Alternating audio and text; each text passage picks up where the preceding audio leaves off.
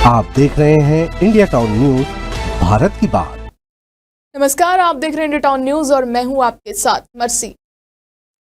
मुख्यमंत्री विष्णुदेव साय ने छत्तीसगढ़ में उद्यमिता आयोग के गठन की घोषणा की है, जो राज्य में उद्यमशीलता की संस्कृति को मजबूत करने के साथ साथ रोजगार सृजन की संभावनाओं पर काम करेगा।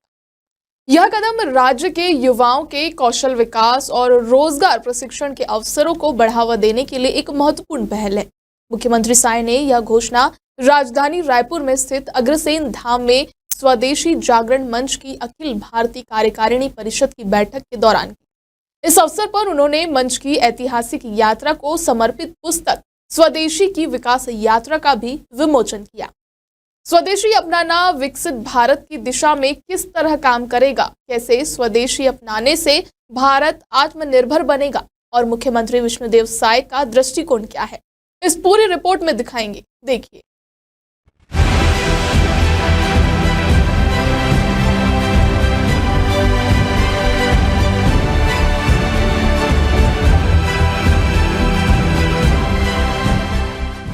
मुख्यमंत्री ने अपने संबोधन में कहा कि विकसित छत्तीसगढ़ और विकसित भारत 2047 के निर्माण के लिए हमें स्वदेशी को अपनाना होगा। उन्होंने यह भी कहा कि स्वदेशी जागरण मंच हमेशा से आत्मनिर्भरता और स्वदेशी उद्योगों को बढ़ावा देने की दिशा में काम कर रहा है। मुख्यमंत्री ने यह भी जोड़ा कि भारत एक विशाल और संपन्न देश है, जहां प्रचुर प्राकृतिक संसाधन उपलब्ध है और सबसे बड़ी युवा आबादी भी है, जो नवाचार और औद्योगिकीकरण के लिए असीम संभावनाएं पैदा करती है। मुख्यमंत्री ने प्रधानमंत्री नरेंद्र मोदी द्वारा शुरू किए गए मेक इन इंडिया अभियान को याद करते हुए बताया कि इस पहल ने भारत में स्वदेशी उत्पादन को बढ़ावा दिया और देश अब लगभग हर क्षेत्र में आत्मनिर्भर बन चुका है। उन्होंने कहा कि भारत अब न केवल अपनी घरेलू जरूरतों को पूरा कर रहा है, बल्कि वैश्विक बाजार में भी अपनी पकड़ मजबूत कर रहा है।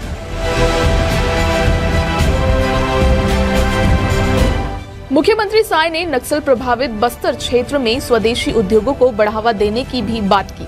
उन्होंने कहा कि राज्य सरकार की नई नीतियों और सुरक्षा बलों के प्रभारी प्रयासों के कारण नक्सलवाद अब बहुत सीमित हो चुका है। अब समय आ गया है कि स्वदेशी जागरण मंच के सहयोग से इन क्षेत्रों में उद्योग धंधे स्थापित किए जाएं। इससे स्थानीय युवाओं को रोजगार मिलेगा और वे नक्सलवाद की ओर आकर्षित नहीं होंगे।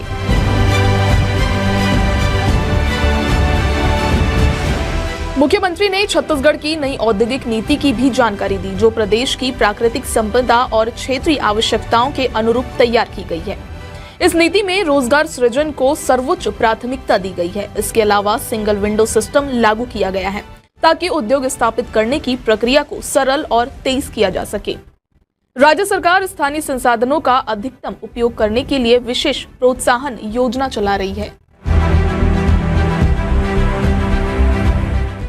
इस कार्यक्रम में विभिन्न क्षेत्रों में सफल उद्यमियों को उद्यमिता प्रोत्साहन पुरस्कार से सम्मानित किया गया। मुख्यमंत्री ने इस अवसर पर कहा कि राज्य सरकार युवा और नवाचार आधारित स्टार्टअप्स को हर संभव सहायता प्रदान करेगी। उन्होंने बताया कि उद्यमिता के क्षेत्र में युवाओं को प्रोत्साहित करने के लिए राज्य सरकार और भी कदम उठाएगी। स्वदेशी जागरण मंच ने हमेशा से आत्मनिर्भरता और स्वदेशी उद्योगों के विकास में अहम भूमिका निभाई है। मंच की सक्रियता से आज देश में स्वदेशी उत्पादों के प्रति जागरूकता बढ़ी है और साथ ही स्वदेशी उद्योगों को भी समर्थन मिला है। मुख्यमंत्री ने इस मौके पर मंच की भूमिका की सराहना करते हुए कहा कि स्वदेशी जागरण मंच जैसी राष्ट्रीय संस्थाओं की भूमिका वैश्विक परिवर्तनों को देखते हुए और भी महत्वपूर्ण हो जाती है। मुख्यमंत्री विष्णुदेव साय के नेतृत्व में छत्तीसगढ़ अब न केवल एक औद्योगिक केंद्र बनने की ओर अग्रसर है, बल्कि स्वदेशी को अपनाकर आत्मनिर्भर भारत के संकल्प को और मजबूत कर रहा है। मुख्यमंत्री ने यह भी कहा कि छत्तीसगढ़ की धरती में असीम संभावनाएं हैं और राज्य सरकार इन संभावनाओं का लाभ उठाकर रोजगार सृजन और विकास के नए अवसर पैदा करने के लिए लगातार प्रयासरत है। इस कार्यक्रम में स्वदेशी जागरण मंच के राष्ट्रीय संयोजक आर सुंदरम, अखिल भारतीय संगठक कश्मीरी लाल, छत्तीसगढ़ प्रांत संयोजक जगदीश पटेल और देश के प्रतिष्ठित उद्यमी प्रोफेसर कुलपति, आर्थिक विशेषज्ञ एवं स्वदेशी जागरण मंच तथा स्वावलंबी भारत अभियान के पदाधिकारी भी उपस्थित थे।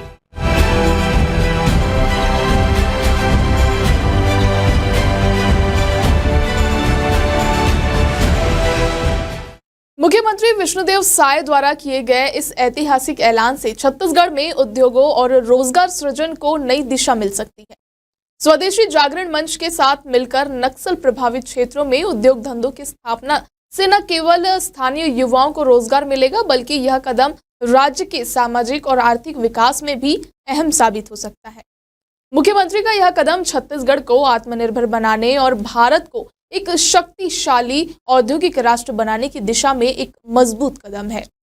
फिलहाल आज के सेगमेंट में इतना ही। कल फिर होगी मुलाकात एक नए विषय के साथ। तब तक के लिए मुझे दीजिए इजाजत और आप देखते रहिए इंडिया टाउन न्यूज, भारत की बात।